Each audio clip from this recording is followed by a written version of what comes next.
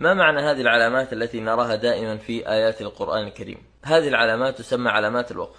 العلامة الأولى معنى هي علامة الوقف اللازم، يلزمك أن تقف عند الكلمة التي تجد عليها هذا الشكل، الميم الصغيرة، مثل قول الله سبحانه وتعالى في سورة القمر: فتولى عنهم، تجد ميم صغيرة، يوم يدعو الداعي إلى شيء نكر، لأنك إذا وصلت يختلف المعنى تماما.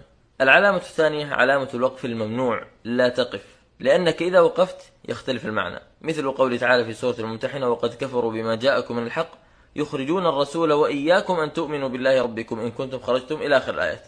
إذا وقفت على وإياكم يختلف المعنى تماما، لذلك تجد عليها علامة الوقف الممنوع. العلامة الثالثة علامة الوقف الجائز، يجوز أن تقف عند هذا الموضع الذي تجد فيه هذا الشكل، حرف الجيم، مثل قوله تعالى في آخر سورة الإنسان: وما تشاءون إلا أن يشاء الله، تجد حرف الجيم، إن الله كان عليما حكيما، وإذا وصلت لا بأس. رابع هذه العلامات علامة صلة، يعني يجوز أن تقف لكن لو وصل أو لا، مثل قول الله سبحانه وتعالى في سورة الأنعام: وإن يمسسك الله بضر فلا كاشف له إلا هو، تجد علامة صلة.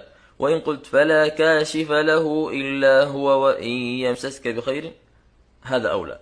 خامس هذه العلامات علامة قلة، يجوز الوصل لكن الوقف أولى.